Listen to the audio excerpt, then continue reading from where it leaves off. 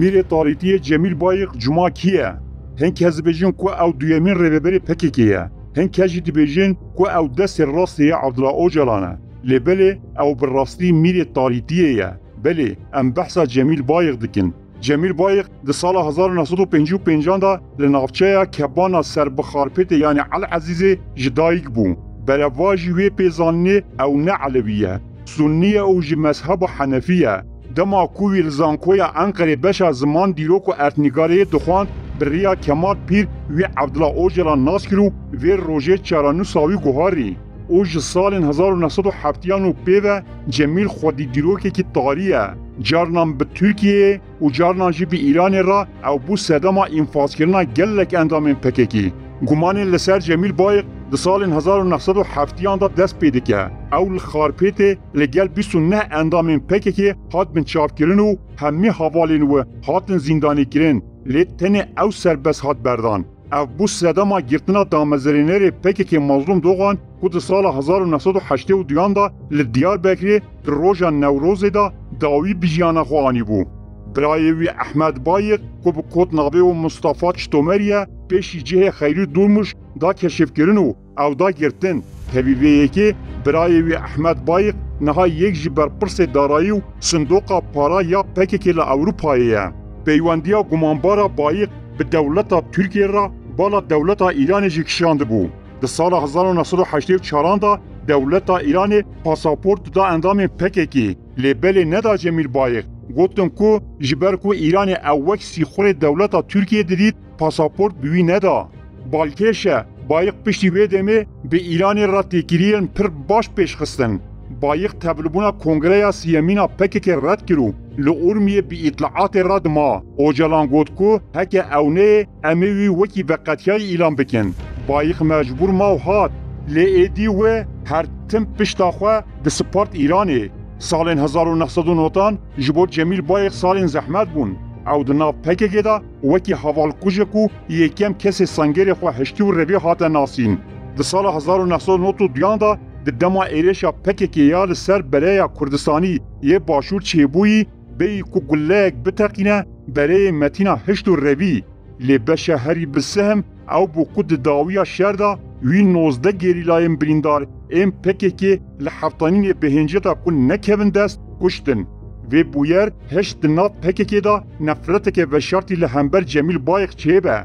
بایق در سال 1993 و 1994 دا بیانه که را تکیلیم پر گرم پیش خست. دماکو بالفرین ترک ایریش کامپازیلی کرن جلال طالبانی بری ایریش او آگاهدار کرو او جی کامپی درخست. لیبل کادروین پکیو ملی سوان بر بالفرا مانو 11 اندام انوان ده انجام ایریش دا جیانا خوش دستان. چما اف خلاص نکرن که از بحثا بینا که در سال 1997 دا تنه ده 3 ماهان دا ده بن ناب پینگاوا پارتی بونه دا وی 27 اندام پکیکی لحرم آزاپ انفاز کرن. پرانی آوان کسان روژاوایی بونو. جبر وی سرمه اندام روژاوایی هر گاب جبایق دور دسکنن. دی سال 1997 دا تبی کو فرماندار بریارگاه نابندی آرگه که بو دما اپراسیون دولتا ترکا لسر هرما زاپی وی بی کجی کسی را ببیجه بریارگه هیلا و رویا او هات کامپا بنابرین باکور بشتا قضا شیخان کامپا نهدارا نینووا او دکانه کرن دوبش او وی خولور وشارد حیا کو اپراسیون بداوی بویی او جلان هولدا کو بایق دنا پکه دا سینوردار بکه او جلان بریا اندامن خوین جن ایریشی بایق کر جمیل بایق ویدمی دگوت سروک جنین پکه دین کرنه. د داویه دا د سال 1998 دا او جلان اندامن دامزرینر این پکه د ناو دا بایق دوران قالقان و علی حیدر قایتان جربه بریا پکه دور خستنو او وکی دینازورین پورسپی بناف کرن. او جلان گوت او ایدی جاره که دی نکه بناو ریبه بریه. او جلان د کنگره ششمینا پکه دا جمیل جی دیوانا کنگره آویتو بانگل جواتا کنگره کر کو پورسپیان بور ریبه بریه نهل بجیرن. لیبل هی کنگره بداوی نبوی او جلان د 15 سبات سال 1999 دا چو ترکیه بایق دی سوکت نوار ریبه بریه دا وی دست بجناو برنا سنگری آپوی دناوا پکه دا آنکو بزاوا جن کر همی آپو پرستین جن بیدن کرنو او گرتن او بلزو بست دست به دامزراندنا پکه خواه کر Kesayetiyen bi bandor ên wekî Gulan yanî Filiz Yerlikaya, Nasir yanî Faruk Bozkurt û Harûnê Sermezin yanî Barzan Dure bi fermana Bayîk hatin kuştin. Bayîk hem fermana kuştina muxalîfan da û hem jî tîmek kujer a bêwijdan ji dilsozên xwe afirand.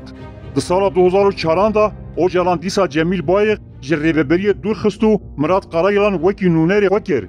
Lêbelê Bayîk di damezrandina PKK-ya xwe da karê xwe berdewam kir. Ew bi Qarayilan re ket nav tekoşînekê dijwar a desthilatdariyê. Di sala 2013 da ew bû hevserokê kecekê. Ji wê demê û pêve ew bi Îran yenekê Beşar Esed û Şiayên Iraqê re ket nava pêvajo û peywendiyên tarî de.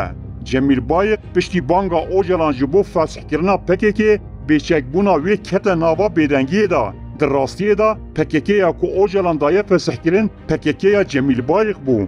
Cemîl vê rastiyê baş fam dike. Cinayetên ku me vegotê tenê kêmek ji dîplomasiya tariya Cemîl Bayîk bi dewletên herêmî re ne. Çeka wî tenê li ser hevalên wî Kurdan şixuliye. Ji ber vê yekê Cemîl Bayîk bi rastî jî mîrê tarîtiyê ye û dê di tarîtiyê de jî bimîne.